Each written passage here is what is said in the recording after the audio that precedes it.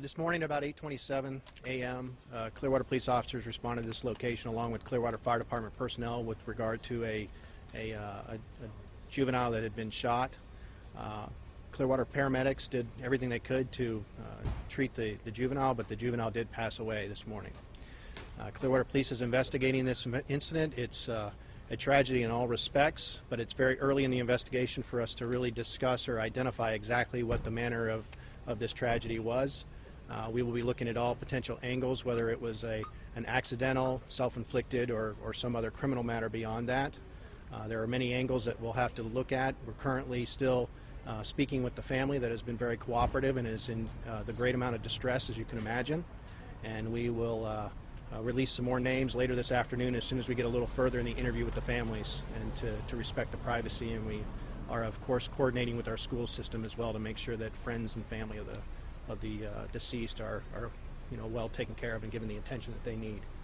And then at this time, it's all the details I necessarily can talk about, but I'd be more than happy to try to answer any questions if I can. Sir? How many people were in the apartment when the gun went off?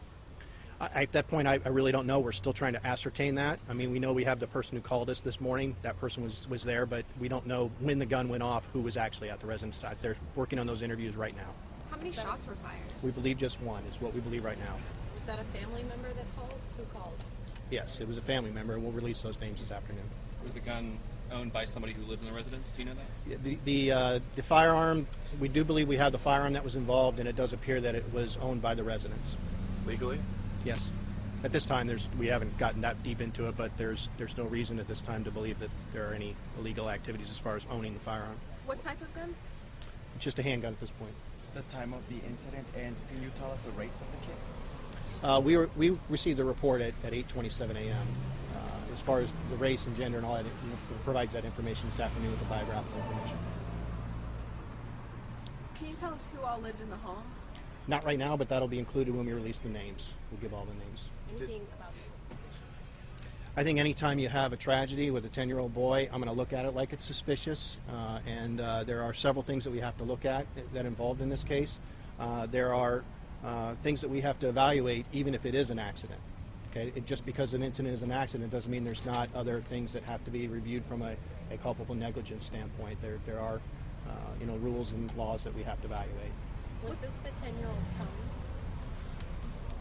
Yes, it is, but all that information will be this afternoon. If you at least try to respect the family as we're kind of get through the interviews and not necessarily go too deep into that right now, I'd appreciate it.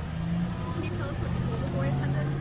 I wouldn't like to do that now. It'll be included in the information this afternoon. I'm trying to really make sure that we don't create a big circus when we're trying to get some of these friends and family some of the attention that they need. It's a populated complex. Did any other neighbors or residents of the apartments here hear the gunshot and call police as a result? The officers have done a complete canvass, but those results have not necessarily been relayed to me yet. So we're going to collate all those interviews and all those reports, and we'll evaluate that. And of course, we'll evaluate the whole complex in regard to the background information that's happened here in the past. We're very early stages. There's a lot of work to do, and just because even if it was something that would come out to look like a potential accident, it doesn't mean that we just pack up and go. We have a lot of work to do, and the things that you're asking about and many, many others are going to have to occur over the course of the next month. What's it like, Chief? I mean, we have a 10-year-old killed. I mean, just walking on the scene here, family, just... It's a difficult thing at any time, and of course the time of the year doesn't make it any easier, but the officers are doing their job. Can you give us how the family is reacting right now, their emotional state, were they crying? Yes. The family is in distress, as you would expect any time you would lose a child. Earlier this morning when I was here at the scene earlier, and one of the family members arrived, they were overcome with grief. Our officers immediately provided them some support, and so we're trying to definitely approach this taking care of all our responsibilities, but at the same time being respectful that there's an emotional trauma that's occurred. Were there any other children in the house, any other siblings? Not that we're ready to release right now. That'll be this afternoon. I really apologize for that. It's just hopefully you understand why I'm trying to be delicate with that. Do you have an estimate as to when are you going to release new information? Hopefully this afternoon, early afternoon.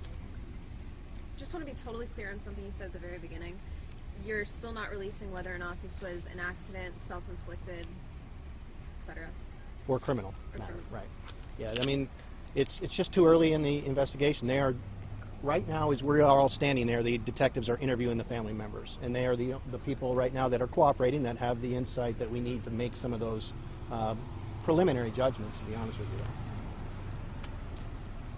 Okay.